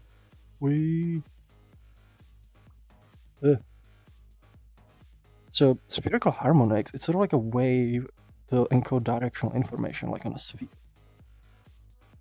So like, imagine like, you know, like you have like defined like you have defined like, you know, like start and end, and you can have like a wave there. And I'm just gonna do like here. And like, you know, this wave, like, you know, you need just a single parameter to kind of say, you know, how big this wave is.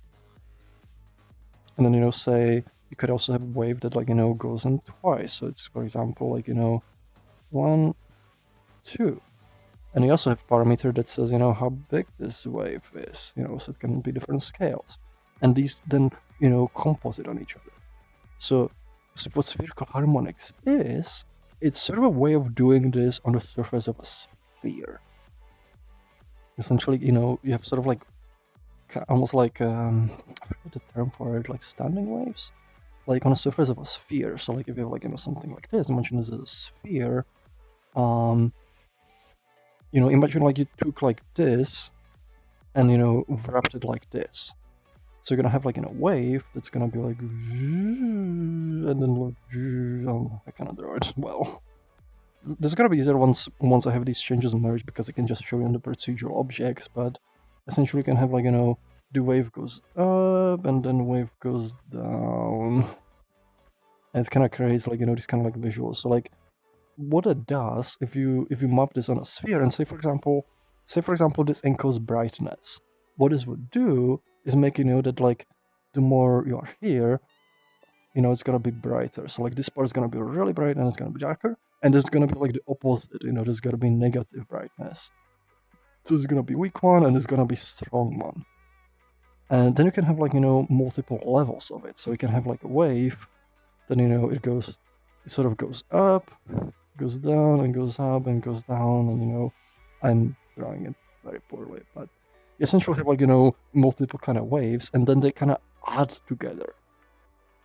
And what the end result of that is that you can sample the information. Like this mathematical representation can be used for information that changes based on the direction. So you can have a sphere and you have like information encoded with spherical harmonics that can be, for example, color. And you say, I have like a viewer here, and I'm looking at a sphere from here. So the direction is this. So I'll sample whatever the wave is, because it can be kind of complicated with multiple of them. I'll sample it and get like whatever color is here, and then I'll look over here. If I have another viewer here and I look here, you sample it this direction and I get a different value. So like the information changes based on the angle. And this is useful for lots of things. One of them is, it's a very efficient way to encode color information, like ambient lighting information. It's actually what Unity uses, for the ambience of the world. It encodes the information into second-order spherical harmonics, and then samples it, which is like very quick. Similar with the Gaussian splats. Each Gaussian, it encodes color using spherical harmonics, and like that way it can actually change color depending on the angle you view it from. But it's also like useful for lots of other things. And the way I've implemented into Resonite is a general structure, so you can encode any data type that can be, suppose, like addition and multiplication. You can encode it in spherical harmonics, and then you can actually sample it, based on the direction. So you'll be able to use it yourself, in your own creations, where you specify your spherical harmonic, and then you can sample it. You just provide a direction, and you get whatever value. There's also interesting, and it's kind of funny because sometimes things end up having unexpected I'm gonna move back over there. Sometimes things have unexpected synergies. So I mentioned earlier, one of the things for the particle system I might end up doing is having to compute shaders to generate things to get around, to get around some of the performance issues that Photon does when submitting data. And it's kind of similar mechanisms that are being used for rendering the Gaussian splats, because there's a lot of kind of overlap. So some of the work I'm doing now actually kind of helps with that. Then also the spherical harmonics that helps exposing some of the stuff and preserving some of the stuff how Unity does lighting, so we can expose that. But also once I'm working on the audio system, spherical harmonics, they're used to encode ambisonics, which is directional audio, and it's something that we had a number of people request. And with that support already being added, it actually makes it trivial to decode those, because literally with ambisonics you have multiple channels, and the channels are the coefficients for the spherical harmonics, and we already have codes to sample those directionally. So funnily enough, it makes it very easy to add support for ambisonics. So we, as part of the audio rework, we might just get ambisonic support. just because, you know, all of these kind of basic primitives, like they use them on a different system.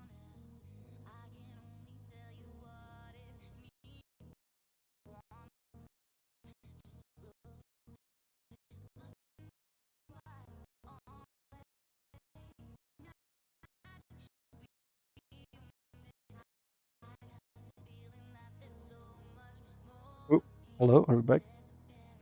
Oh, sorry, the headset Wi-Fi died. I'm on the coolest quest. Can you hear me? Hello, test 1, 2. Can you hear me fine? Okay, sweet, thank you. Yeah, the headset Wi-Fi just completely died. But yeah, like it's one of those things where I'm like I originally added it for this like thing that was just a fun thing, and I'm like, now it's useful for this, this, and this. So like I'm happy. I like having more, you know, general primitives and the Froox engine that like can be used for lots of things.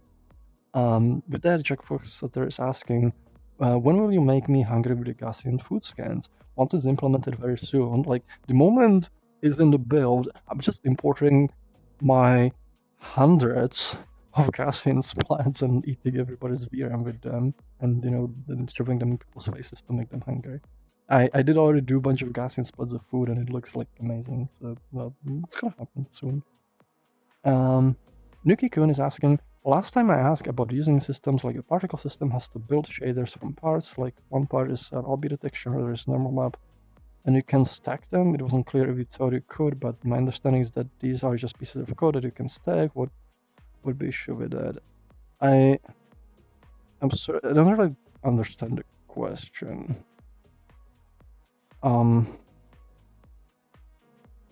Like a particle system doesn't really have anything to do with building shaders. Like I'll be like you can use, you know, materials with it, but like I don't. I'm sorry, I don't like. You have to like rephrase the question. I don't really understand what you're asking. Next question, Shadow X is asking, in the future, could there be an eraser for geometry line brushes? How expensive would it be to check every point in a stroke against eraser? Yeah, there's actually one of the things you could do. Like, and I would like to have us have more tools, you know, for working with the strokes. So you can like do stuff like smoothing them and also erasing them. It's not like, well, it kind of depends how many, you know, points there are. Usually, if there's like certain amount, you can just kind of loop through all of them and do the distance check. It's gonna be fast enough, especially if you upload it like, you know, toss up a count or something.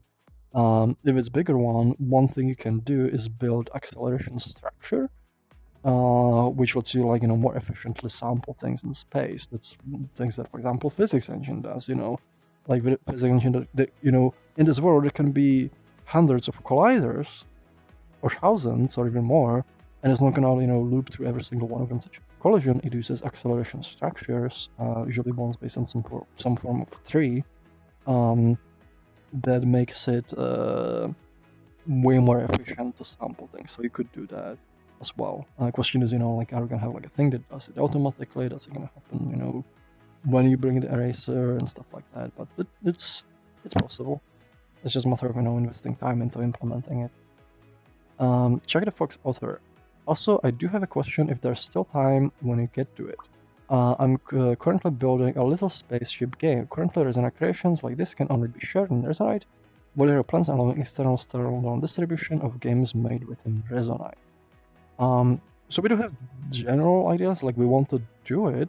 So like you can like, you know, you can essentially like say like this is a bunch of worlds I've built, export these as a standalone executable. So that's something we want to give as a tool to people. It's very unlikely to happen while still on Unity because I don't think it works with their licensing. Maybe if you like, you know, generated a Unity project and you did compile it with your own version of Unity, that would work. But once we, you know, like running on our own engine, like we'll have licensed everything, so we can just plop out an exe and do it. It might. There's like things also like we need to figure out like, you know, the business model with that.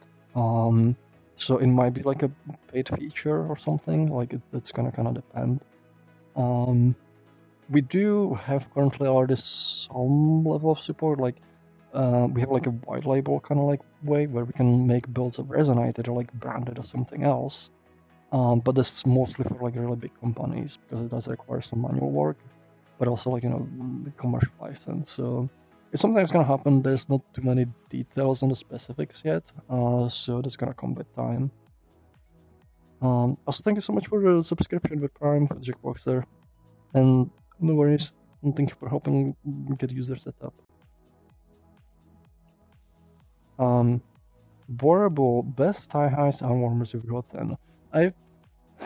I ordered Engie Paws in April, and I'm still waiting on them because the shipping companies are really bad and they screwed up. And I'm really looking for I've been like looking forward to those because they have like ones that are like literally my colors. They're like yellow and orange, and I hear like they're super comfy, they're super good, but like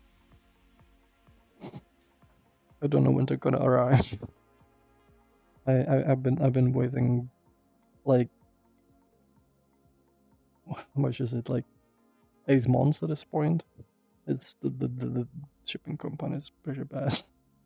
Nuki-kun is asking, will I be able to use Gaussian spot maps to take a scan of a section of my fursuit fur and somehow tile that on my avatar?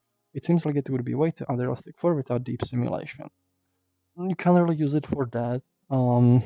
Like it's like you get like model, but you cannot really tile it easily, and I don't think it's a good representation, of it, because usually just render Gaussian spot by itself. They don't really blend well with each other super much.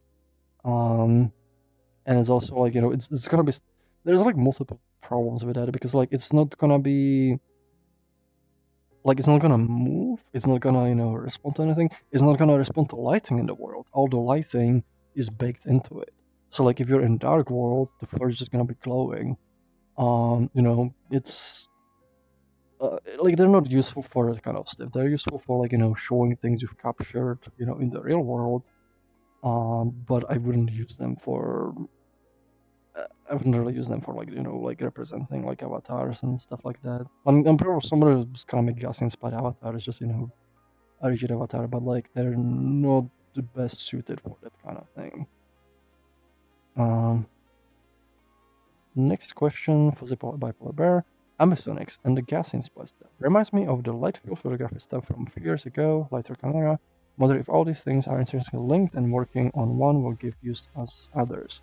I mean, there's some overlap. Like some of the math is like like the more basic math you use, like the more that it has. Like if you consider something like linear algebra, that's just used all the way across like lots of things with computer graphics, game engines and so on. Stuff like complex numbers, quaternions, like trigonometry. That's used in so much stuff that having like more stuff there just opens up lots of possibilities. So to some extent, yes, you get more.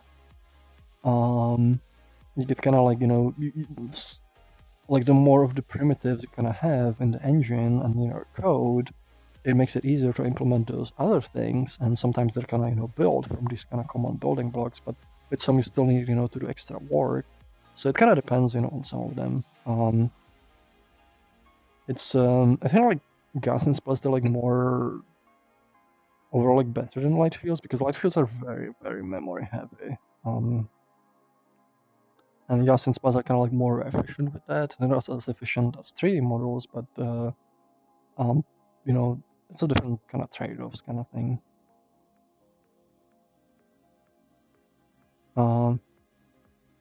Yeah, we've got about 6 minutes left, so like I think I have time for like a few more questions if there's some more. I might otherwise like play with some more rambles. Maybe like like 1 or 2 questions depending how long they are. So if you could like some like it's probably like your last chance. But I'd like I would also like just generally maybe like ask like if like everybody's been doing good like this year. It's been this is pretty much the last episode of this year. And I'm kind of glad I kind of started. Like I hope like everybody's been enjoying like these like the Resonance podcast and learning more about Resonite. I've been literally like glad like I've got an opportunity to sort of like um um I would like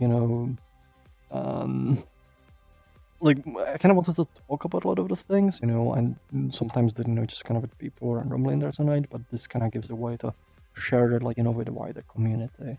And there's been lots of ideas that like I wanted to kind of share and just kind of give you overall vision of like where Resonite going, what we want to do with it, in which direction it's heading, and just give you a bit more like behind the scenes as well, the sort of thinking that goes into things.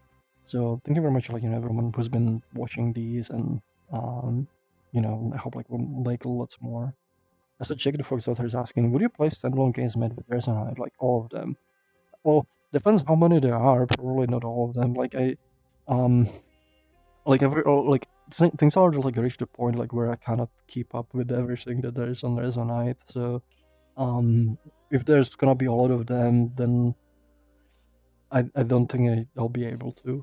Which is in a way nice problem to have, because it's like lots of people are using it, but also like you don't get to experience everything. So it's kind of like but we'll see. Like the first few I'll probably play, be like this is stuff that people made, but like once there's a lot of them, like I don't think I'll have the time. So yeah, I've been like enjoying like doing like these Resonance podcasts and like cutting them like into like videos that people can watch. You seem to be enjoying like especially when it's cut into smaller videos on specific topics. This is like some of them. It's also kind of interesting because it works as sort of like a rough gauge of like what things are people interested in. Like for example, the performance one, it got like lots of views. The Cousins thing actually got quite a bit of views. I think like it feels like a lot of people are interested in that. It's kind of interesting way to kind of measure how much people are interested in particle things, and it's just generally give people kind of bite-sized things to like be able to share, and have like sort of like central information like in one place on how things are going. Like for example, with the performance, there's been lots of rumors and there's lots of kind of like unknowns kind of floating around. People are like, why is particle system being worked on, as part of the performance, like and having this sort of visual explanation, I feel it's gonna help, get people better understand, the processes and the reasoning, and why we do, the things that we do, in more like visual way as well. So thank you very much for for like the opportunities of like all of these. Thank you everyone for like using Resonite and for supporting us, and making it so we can kind of keep going and make lots of cool stuff. And also for like just like being part of the community and making lots of cool projects, and using Resonite as your like, whether it's like your home, like, or whether it's like work tool, or whether it's place where like you have fun. um it's always like makes me happy like when people enjoy the platform for whatever kind of purpose they want to use it for, or multiple of them. Like there's always lots of things to do, and I hope there will be even more things in the future. I've got like 2 minutes left. I don't think like if there's any last minute question, maybe I'll be able to answer, but at this point, like I kind of guarantee you'll be able to answer them. But let me actually ask you, like in general, like what kind of things would you like to see, like the new year? Do you have like any New Year's resolutions, stuff like that, or just like a bunch of stuff like I do want to like? I hope like I get to like work on like myself. Also, thank you very much, everyone in the chat. But yes, thank you.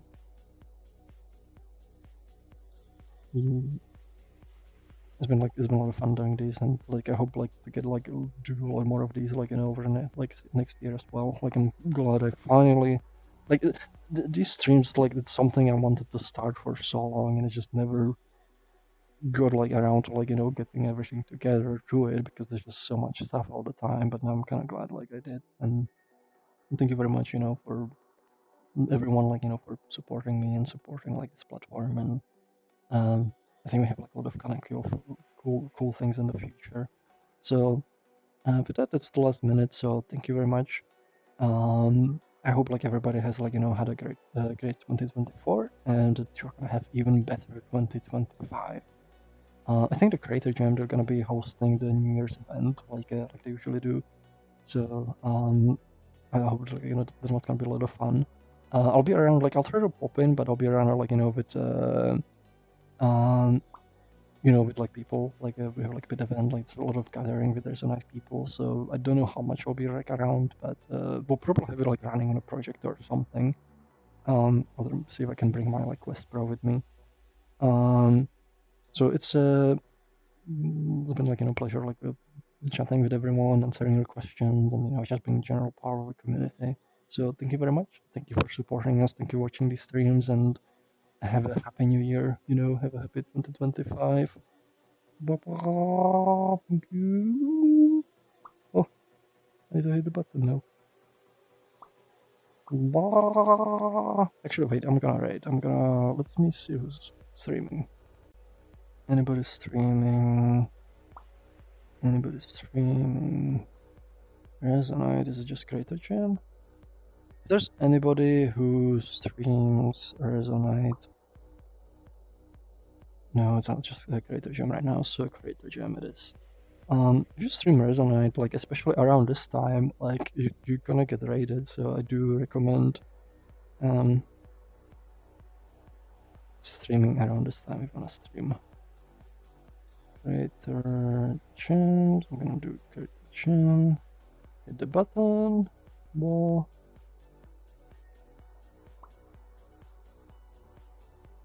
Oh, is it the wrong one? Oh, I think I typed it in the wrong thing.